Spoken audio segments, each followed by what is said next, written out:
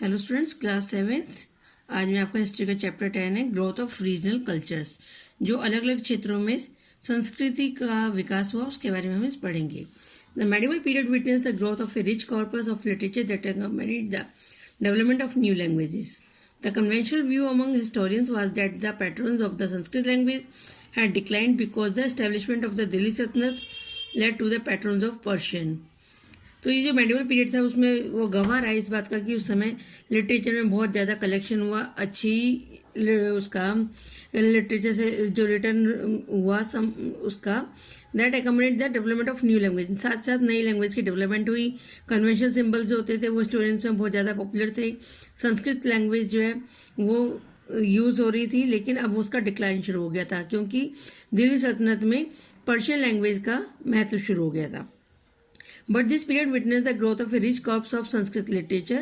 This period is marked with composition of the poetical works called the Kavya. लेकिन संस्कृत में साथ साथ ग्रोथ भी हुई। वो क्या कि इसमें कंपोजिशन शुरू हुआ पोइटिकल वर्क का, जिसको हम काव्य बोलते हैं, which is poetical narrative and the text the codified laws called the Dharmashastra के रूप में। Persian literature. With the establishment of the Delhi Sultanate, a new language and literary style was introduced into the subcontinent. भारतीय उपमहाद्वीप में दिल्ली सल्तनत के साथ में नई लैंग्वेज और नया लिटरेचर स्टार्ट हुआ। Development of Persian literature in the subcontinent entered a new era in the writing of Amir Khusro. अमीर खुसरो बहुत बड़े राइटर हुए हैं, तो उनकी राइटिंग से इसमें उनका महत्व रहा पर्शियन लैंग्वेज के लिटरेचर में। He was a poet born in a family of Turkish immigrants and began as a poet in the region of Sultan Balban. Balban सुल्तान के दरबार में ये कवि थे। He was a disciple of Nizamuddin Auliya and was patronized in the courts of Jalaluddin Khilji. और निजामुद्दीन औलिया के शिष्य थे और जलालुद्दीन खिलजी के दरबार में भी काम किया। Alauddin Khilji and Ghiyasuddin Tughlaq. He is said to have composed 99 works on the different themes and numerous verses of poetry. His poetry was written in the different form of lyrics, ode, epic और एलिगी। इन सब में इन्होंने डिफरेंट फॉर्म में अपनी literature को लिखा। His writing style preserves the first instance of Persian style being compose in the Indian context. This come to be known as the Sabk Hindi. तो जो इन्होंने पर्शियन स्टाइल में लेकर आए, कंपोज किया इंडियन कॉन्टेक्स्ट को, उसको हम शब्द हिंदी या बोलते हैं। Among the important work compose by him are Matlaul Anwar. जो इनके काम हैं वो कौन कौन से हैं? Matlaul Anwar, Shirin Khusrau, Laila Majnu and Aina Sikandari. These works were dedicated to the Alauddin Khilji. Among his 5 divans, उसके 5 दीवान भी लिखे हैं जिसको गजल भी कहते हैं। आर्थ फसतुल cigar, बाकिया नाकिया and Nihayatul Kamal. He also wrote मेंशनिसिव which were narrative poems having great historical literary value. Among these are the कुरानुल सादनिम मुफतुल फुतहा।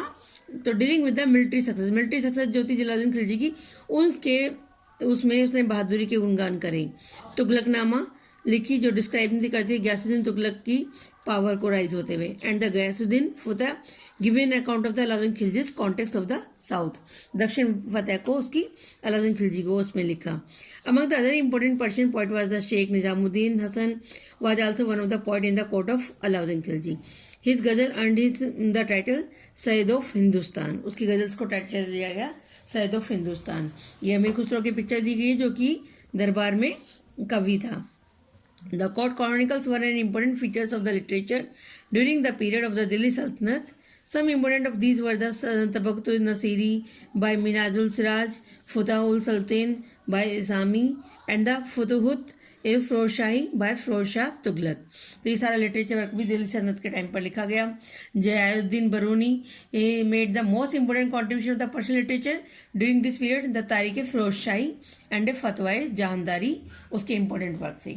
सूफी literature of the period developed a new form called the Malfuzat. लिखा उन्होंने that was in the form of a dialogue of a Sufi sant. जो सूफी संत के dialogues थे उनमें ये उस रूप में लिखा गया था। The most famous of these was the Fawaidul Fuad written by Amir Hasan Sijzi containing the encounters of the Sheikh Nizamuddin Auliya. और खैर उल मजलिस जो है उन्होंने इसको कंटेन किया शेख नसीरुद्दीन महमूद ने भी उनका साथ दिया इसमें। During this period there were many works there were translated to the Persian. बहुत सारे काम को पर्शियन लैंग्वेज में ट्रांसलेट किया गया। तो Tutinama book of the parrot by Ziya कशबंदी was the first Persian translation of Sanskrit stories. Mahabharata और राजतरंगिणी ज्योति उनको भी पर्शियन लैंग्वेज में ट्रांसलेट किया गया। इस पीरियड में number of translation of Sanskrit works into Persian grow during the region of the Firozshah Tughlaq and Sikandar Lodi. दो जो उस समय ट्रांसलेशन किए गए संस्कृत के वर्क को पर्शियन में, वो भी थे फिरोजशाह तुगलक और सिकंदर लोदी के टाइम पर। Like that of the Sultanate, Persian Indo also continued as the official language of the Mughal court. The Mughal rulers and princes also maintain a tradition of writing.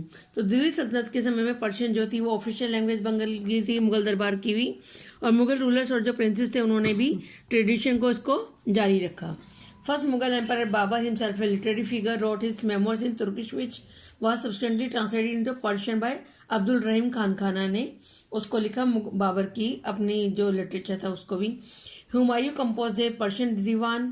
Prince Dara Shikoh wrote a biographical account of the Sufi sant Mian Mir, जिनके वो शिष्य थे दारा शिको, उनकी biography लिखी। And his disciple in the Sakinatul Auliya. He also wrote the Majmaul Bahrain, mingling of the two oceans के बारे में।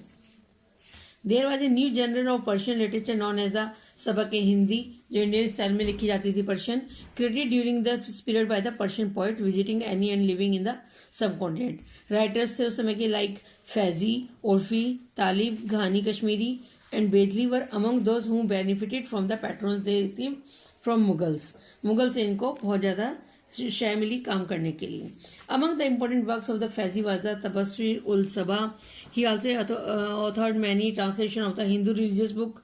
अब्दुल रहीम खान खाना जो थे उन्होंने टैलेंटेड स्कॉलर थे और वो कृष्ण के भी भक्त थे। Abdul Rahim Khan Khana scholar poet living during the region of Akbar and Jahangir. Akbar patronized great scholar historian Abul Fazl. He said to have maintain a library of more than 4000 books. Akbar खुद पढ़े लिखे नहीं थे, इसलिए वो पढ़ाई की महत्व बहुत अच्छे से जानते थे। उन्होंने अपनी एक लाइब्रेरी मेंटेन की हुई थी जिसमें 4000 से ज़्यादा बुक्स थी उस समय। He is known for the patterns he extended to many writers of the period. The poet Ali ul Quli Salim और Abu Talib Kalim were important poet during the region of Shahjahan. Shahjahan के दरबार में थे ये दोनों। The latter is said to be have authored the Padshahnama. इन्होंने पादशाहनामा लिखी जो कि शाहजहाँ की बायोग्राफी थी। Persian literature in the south received patrons from the Adil Shahi rulers of Bijapur.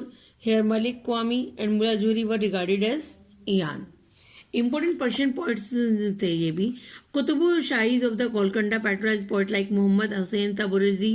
Development of Persian literature in the Mughal court played an important role and influenced in the development of growth of regional literature. तो जो Mughal court के दरबार में भी Persian language ने बहुत important role play किया और उसमें रीजनल लिटरेचर को बढ़ावा मिला। लैंग्वेज लाइक पंजाबी, पुश्तू ये आपकी कश्मीरी में बोली जाती है, Pashto, Sindhi and Kashmiri were strongly influenced by the Persian. इन सब लैंग्वेज पे भी पर्शियन लैंग्वेज का प्रभाव रहा। इसके आगे हम नेक्स्ट क्लास में करेंगे। Thank you.